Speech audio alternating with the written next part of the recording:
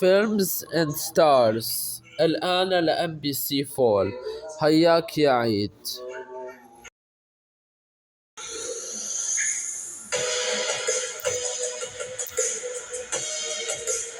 Welcome.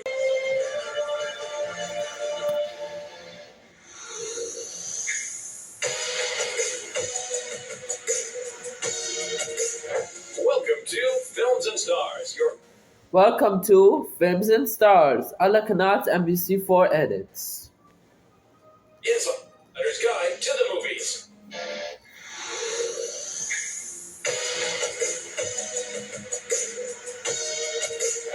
Welcome to Films and Stars, your insider's guide to the movies.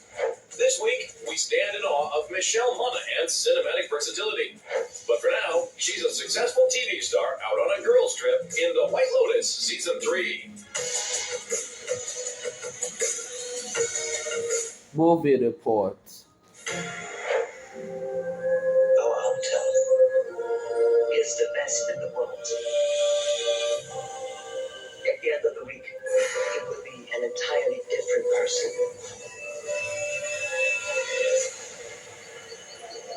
To Thailand and a week of new memories. Fans of quirky dark comedy rejoice as the third season of the popular series The White Lotus is finally upon us. This Emmy Award-winning social satire once again boasts an all-star cast that heads to an A-list resort to unleash their worst, most privileged impulses. Written and directed by Mike White, this batch of episodes brings us to a new White Lotus hotel in a brand new location with a largely new cast, who were all very much into the earlier seasons. I'm going to help you bring your joy back. I'm such a big fan. Like, the first few seasons I love, and I used to say I want to be in White Lotus, but I don't know where I'd fit. I couldn't see myself in that world. And then I got the audition for Chelsea, and I was like, oh my God, this could be it, this could be it. But I was actually so scared to do it. I think because I cared so much, I was like weirdly like putting off doing my self-tape. I was like, don't think I'm going to do it. And my friends were like, do you think you might be self-sabotaging here because you feel like you might get it? I love it just as much as everyone else loves it. Of course, being invited to be a part of it, you certainly want to do it justice, and you want to be in service of Mike's brilliance. You know, he's such a master of tone, and I think that is something that we all, were motivated by. I think what makes this particular season a little bit different is that we're in Thailand. It's the location, and what's exciting is that we see each of the characters explore Thailand in a way that we haven't seen in previous seasons. And I think as a result of that, this show actually feels bigger. So many great locations. We moved around a ton. We switched hotels so many different times, and just to really explore the beauty of the island, I feel like Thailand's a character this season, and we get to see so much of it. Since the first season rolled out back in 2021, the series من انطلاق الموسم الأول عام 2021 أصبح المسلسل مشهور. That means the مسلسل they were doing is مشهور because it was launched in 2021 by the guest stars, these guests like myself. It's the location, and what's exciting The lady with the white shirt, the White Lotus. is that we see each of the characters explore Thailand in a way that we haven't seen in previous seasons. And I think as a result of that, this show actually feels bigger. So many great locations. We moved around a ton. We switched hotels so many different times, and just to really explore the beauty of the island, I feel like Thailand's a character this season, and we get to see so much of it. Since the first season rolled out back in 2021, the series has become rather iconic, and its returning cast members were treated like royalty during the shoot.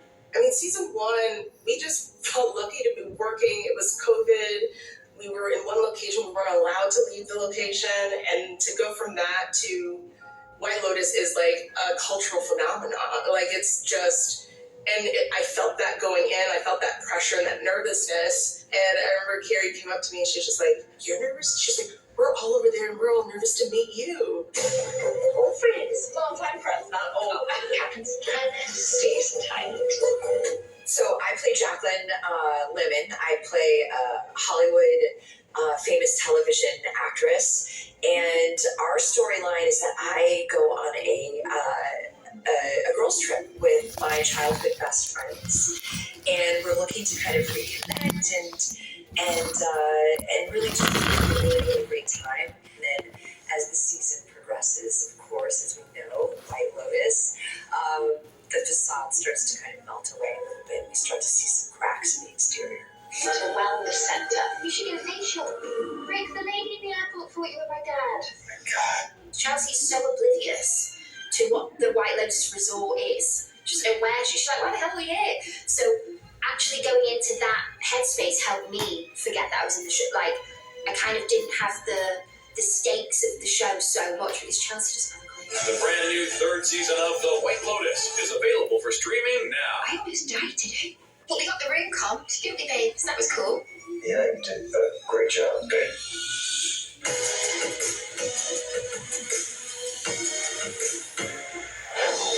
Michelle Monaghan started her career in showbiz as a model before segueing into acting. She soon became known for her versatility, surprisingly good in everything from comedy to action to intense drama. I think it's just people mistake me for being just like really, really happy all the time. It's like I really like to explore the darker sides of roles, and that is just, obviously that's what actors do. That's our job. One of her biggest early breaks was in the beloved dark comedy detective flick Kiss Kiss Bang Bang opposite Robert Downey Jr. It's interesting. It's come back around now in like the latter years as a Christmas movie. It's kind of reinventing itself. In fact, people will always say to me like, "Oh, Kiss Kiss Bang Bang is my favorite Christmas movie." I was like, "Oh wow, that's right. It was set around Christmas time," and I never thought of it as that. But I'm glad that it's still. It's found its audience. It's a bit of a cult favorite, and it means so much to me because I'm so proud of that role and everybody in it. Right from the start of her career, Monaghan was working with big-name actors like Downey, Val Kilmer, Casey Affleck, and Jake Gyllenhaal. At first, she was a little starstruck. I'm nervous to meet everybody that I could potentially work with, and then you realize that they're just like you, and they're just doing their job, and everybody's just so nice and welcoming at the end of the day that it makes it much easier. Michelle has appeared in several rom-coms, such as Maid of Honor and The Heartbreak Kid, and knows that being funny is harder than it looks. Definitely think comedy is more challenging for me than drama. It's all about the timing in comedy, so yeah, it's definitely a challenge, especially after you do something 10 or 15 or 20 times, and then it's sort of not that funny anymore. It's sort of, you've told the joke how many times, and it's not good. So it's always nice to then be able to use improv and things like that. Among the big blockbusters on her resume is the Mission Impossible series, where she played the wife of Tom Cruise's character. She joined the team in the third installment, in which she gets kidnapped by a villainous Philip Seymour Hoffman. That was just such an extraordinary experience from beginning to end. Certainly that film, I think one of my first days on set actually was the scene it was the opening scene of that film with Philip and Tom. As intense as it looked like, of course, Philip's such a tremendous actor and, just such a talent we were so fortunate to be graced with. 2021 found her back with her Gone Baby Gone co-star Casey Affleck for the psychological thriller Every Breath You Take. Well, listen, that movie remains, a highlight. I'm very proud of that movie.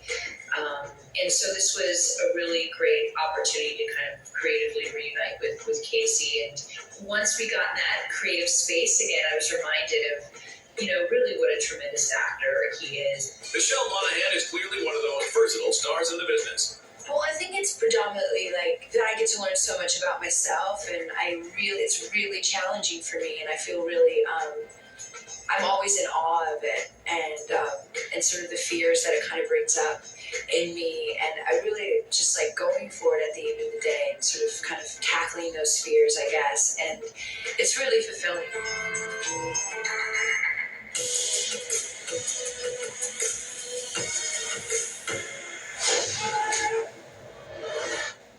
Thank you for finding the time.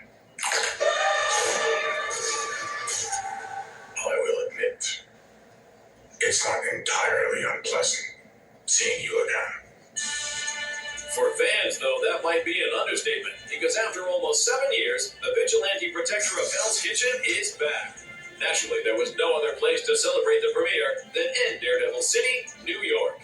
Yeah, I mean, I was born and raised here, so New York has a special place for me for work, for personal reasons. But there's, we always talk about New York being a character in a show, and I think we have to be here for the premiere. We have to be in this crazy building. Oh my God.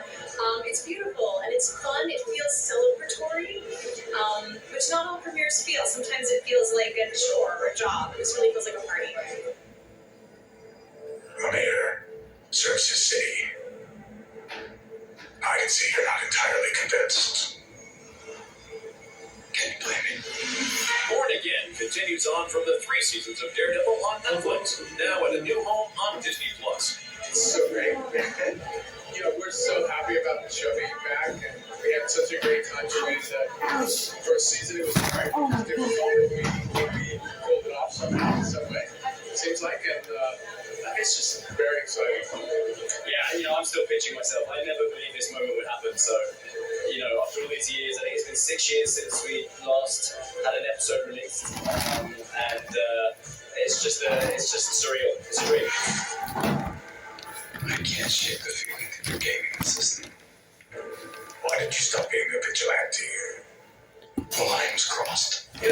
First Kevin asked us to do, I think he asked you to do Spider-Man.